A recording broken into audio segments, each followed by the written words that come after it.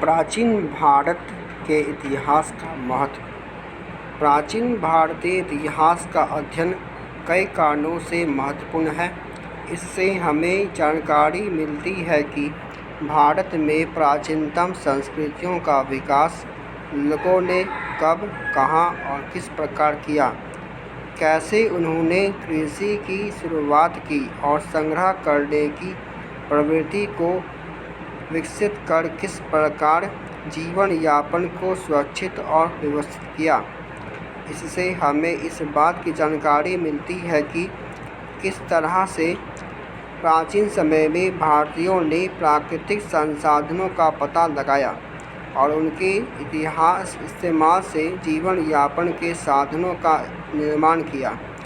इससे हमें यह पता चलता है कि प्राचीन निवासियों ने भोजन, आश्रय और यातायात के साधनों का इंतजाम कैसे किया, खेती, बुनाई, कताई, धातु निर्माण आदि क्रिया की शुरुआत कैसे की, वनों को काटकर गांव, शहर और अंततः साम्राज्यों का स्थापना किस प्रकार की। लोगों को दरअसल तब तक सभ्य नहीं माना जाता जब तक वे लिखने का कौशल न जान लें। आज भारत में लेखन की जितनी भी शैलियाँ चलन में हैं, सब के सब प्राचीन लिपियों से विकसित हुई है। वर्तमान समय में प्रचलित भाषाओं के लिए यही सत्य है। आज हम जिस भाषा का उपयोग करते हैं उसके मूल संबंध प्राचीन काल से ही है और यह नई सदियों में विकसित हुई है। विविधता में एकता। विभिन्न रेस या प्रजातियों और जनजातीय समूहों के पारस्परिक जुड़ाव की गाथा के कारण प्राचीन भारतीय इतिहास काफ़ी रोचक है। आर्यों ने पूर्ववर्ती ग्रीक, इंडो आर्य, सिथियन, हुन, तर्क आदि ने भारत को अपना घर बनाया। हर जनजातीय समूह ने भारतीय सामाजिक व्यवस्था, कला और शिल्प, भाषा एवं साहित्य आदि के विकास में अपना योगदान दिया। ये सारे लोग और उनकी संस्कृतियों के लक्षण इस तरह गूंथे हुए हैं कि आज भी इनका मौलिकता की पहचान स्पष्ट रूप से की जा सकती है। उत्तर से दक्षिण, पूरब से पश्चिम तक के सांस्कृतिक तत्वों का सम्मिलित प्राचीन भारतीय संस्कृति की एक खास विशेषता है। आर्यों को उत्तर में वैदिक और पौराणिक संस्कृति तथा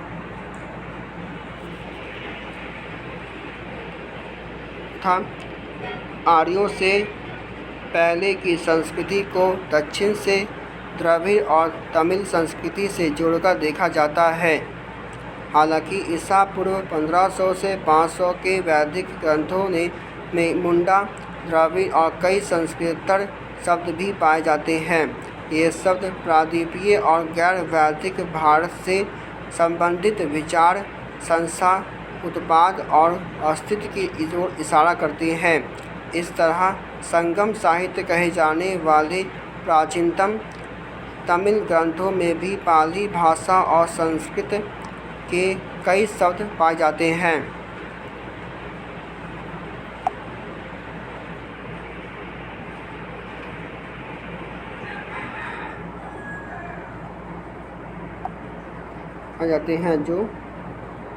जो ईसा पूर्व 300 से 600 तक प्रयोग किए जाते थे। यह भाषा गंगा के मैदान में विकसित विचारों और संस्थाओं को दर्शाने वाली भाषा थी। आर्यों से पहले भी पूर्वी प्रदेशों में रहने वाली जनजातियों ने इस दिशा में अपने महत्वपूर्ण योगदान किए। इस तरह के लोग मुंडा या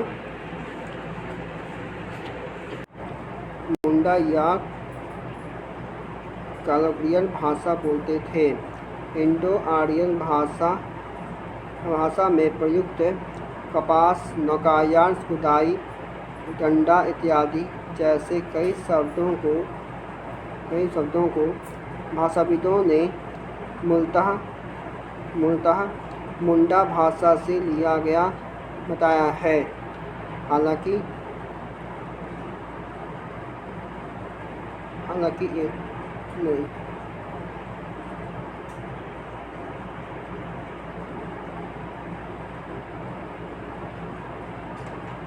हालांकि छोटा नागपुर के पठारों में मुंडा के कई क्षेत्र हैं, लेकिन मुंडा संस्कृति के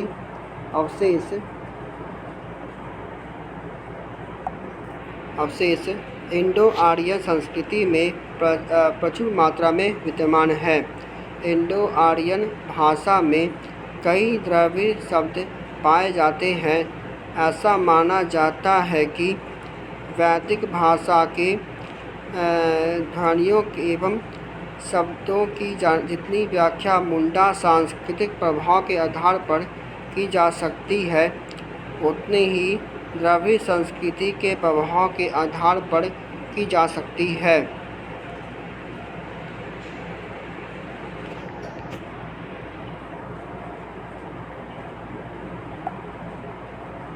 यहाँ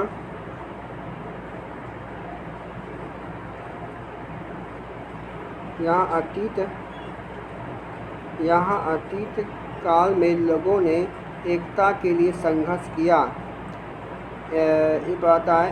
भारतीय प्रायद्वीप भौगोलिक रूप से भिन्न भली भांति परिभाषित था और इसके भौगोलिक एकता सांस्कृतिक समन्वय से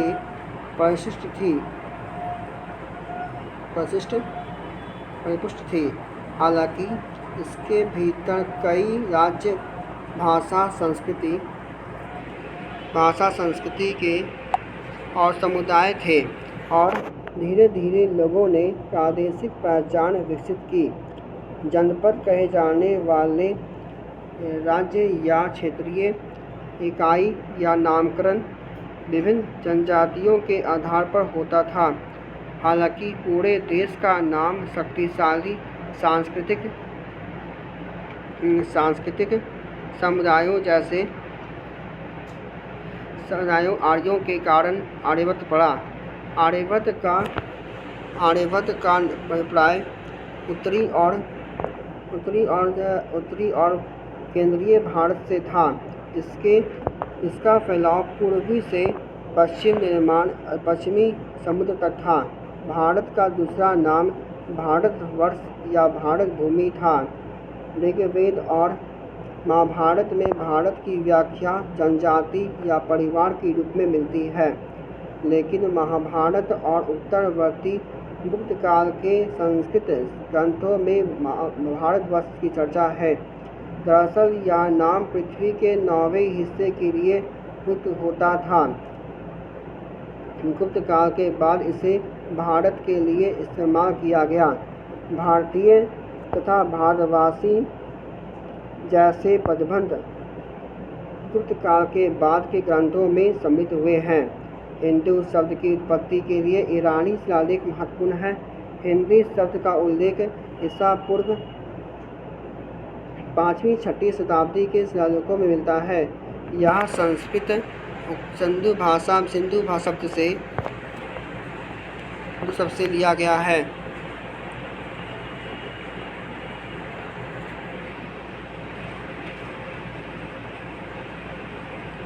ईरानी शब्द सा ध्वनि बदलकर हा हो जाती है। ईरानी शिलालेखों में हिंदी के चर्चा बंदस पर स्थित एक जिले के रूप में है। इसलिए पुराने समय में हिंदू का तात्पर्य एक प्रादेशिक इकाई से था, जिसका संबंध ना तो धर्म से था ना ही समुदाय से। हमारे प्राचीन कवि और प्रादेश दार्शनिक और लेखक देश की एक अखंड इकाई के रूप में देखते थे। वे इस भूखंड को हिमालय से लेकर समुद्र तक एक छत्र फैले हुए विस्तृत साम्राज्य के रूप में बताते हैं। जिन राजाओं ने हिमालय से केप कोमरिन तक और पूरब से ब्रह्मपुत्र घाटी से लेकर पश्चिम में सिंधु से आगे तक अधिकार क्षेत्र बढ़ाने की कोशिश की, इनकी सर्वथा प्रशंसा की गई। उन्हें चक्रवर्ती कहा जाता था। प्राचीन काल में ऐसी राजनीतिक एकता कम से कम 2 बार स्थापित हुई। ईसा पूर्व 20वीं शताब्दी में अशोक ने तुरंत लेखक को छोड़कर पूरे भारत में अपने साम्राज्य का विस्तार किया। अशोक के शिलालेख भारत पाकिस्तान के अधिकतम हिस्सों के लेकर अफगानिस्तान तक अलग अलग मिलते हैं। फिर 4वीं सदी में समुद्रगुप्त ने गंगा से लेकर तमिल भूमि की विजय यात्रा की। 7वीं शताब्दी में चालुक्य राजा पुलकेशिन ने हर्षवर्धन को हरा दिया, जो पूरे उत्तर भारत के राजा थे। कमज़ोर राजनीतिक एकता के बावजूद पूरे भारत का विभिन्न राजनीतिक ढांचा कमोबेश एकता के सूत्र में बंधा हुआ था। विजेताओं और सांस्कृतिक दिग्दर्शकों के नज़र में भारत की भौगोलिक सीमा के एक समग्र इकाई के रूप में देखा गया। विदेशियों ने भी भारत की एकता को पहचाना। वे पहली बार सिंधु या इंडस नदी के किनारे रहने वाले लोगों के संपर्क में आए। उन्होंने वे देश की इसी नदी के नाम पर रख दिया। हिंदू शब्द संस्कृत के सिंधु से लिया गया है। इसी आधार पर यह देश के नाम इंडिया पड़ा, जो ग्रीक शब्द के काफ़ी करीब है। फारसी और अरबी भाषा में इंडिया को सिंधी हिंद कहा गया। उत्तर पाषाण काल में ईरानी शासकों ने सिंध क्षेत्र पर जीत हासिल की और इसका नाम हिंदुस्तान रख दिया। अध्ययन के दौरान भारत में भाषिक और सांस्कृतिक एकता स्थापित करने की लगातार कोशिश दिखती है। ईसा पूर्व 3वीं शताब्दी में प्राकृत भाषा में भारत के बड़े हिस्सों में बोलचाल की भाषा का काम किया। अशोक के शिलालेख मुख्यतः ब्राह्मी लिपि में प्राकृत भाषा में लिखे गए हैं।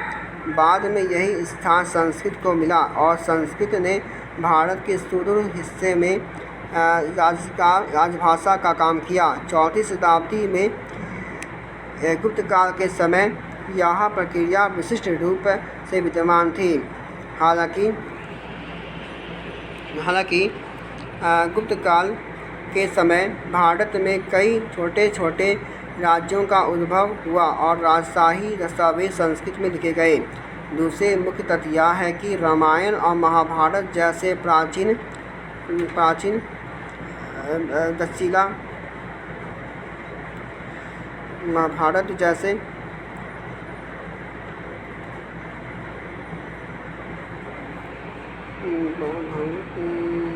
महाकाव्य तमिल की धरती पर भी इतने ही उत्साह और भक्ति से पढ़ गए जितने बनारस और तक्षशिला के विद्वानों के बीच।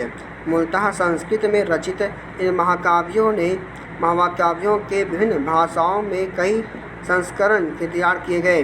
हालांकि भारतीय सांस्कृतिक मूल्यों के विचारों की अभिव्यक्ति चाहे किस भी रूप में हो, लेकिन उनका सत्व समूचे भारत में लगभग एक जैसा रहा।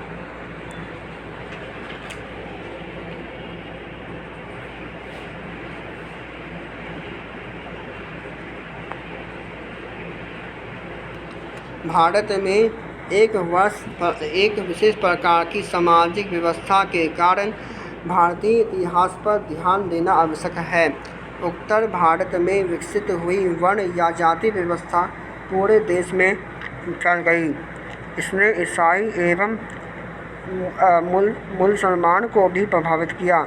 यहाँ तक कि ईसाई और मुसलमानों ने भी हिंदुत्व की जाति व्यवस्था को अपनाना शुरू कर दिया।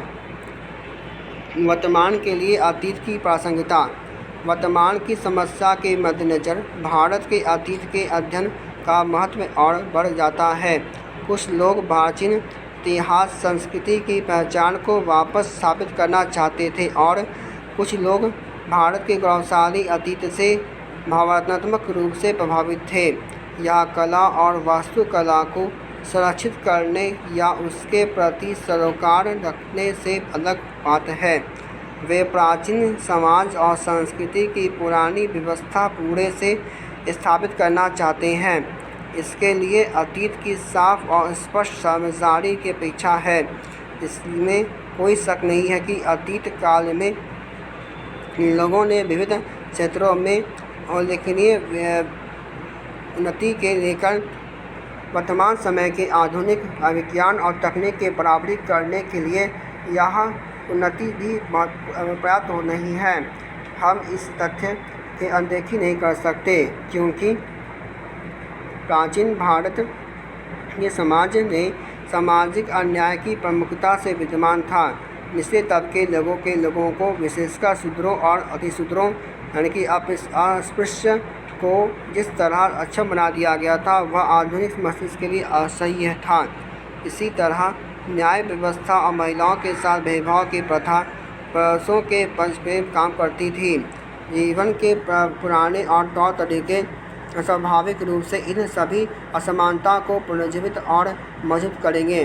प्राचीन काल में लोगों द्वारा प्रकृति और मनुष्य रत आपदाओं पर विजय पाने की सफलता पूरे भीतर जगह चुकी है और भविष्य के लिए हमें संभल दे सकती है, क्योंकि अतीत की तरफ जाने किसी भी प्रयास का मतलब होगा कि उस सामाजिक असमानता को बनाए रखना जिससे भारत पीड़ित रहा है। अतीत को समझने के लिए ज़रूरी है कि हम इन सारी चीज़ों को समझें। प्राचीन काल, मध्यकाल और उसके बाद के अवशेष हमारे वर्तमान की में भी मौजूद है। पुराने मूल्य मर्यादा सामाजिक रीति रिवाज और प्रथा हमारी चेतना में कितने भीतर तक समाये हुए हैं, इससे आसानी से छुटकारा नहीं मिल सकता। दुर्भाग्यवश से जीवन की यही बुराइयां व्यक्ति और समूचे देश के विकास को बाधित करती है और औपनिवेशिक काल में इन्हें जानबूझकर थोपा गया। अतीत की इन बुराइयों का जब तक उन्मूलन नहीं किया जाता, भारत बेहतर तरीके से विकास नहीं कर सकता है। जाति व्यवस्था और अलगाववाद भारत की लोकतांत्रिक एकीकरण और विकास के लिए बाधक है। जातिगत भेदभाव एवं पूर्वाग्रह के कारण शिक्षित लोग भी मानव श्रम का सम्मान नहीं कर पाते और यह सामान्य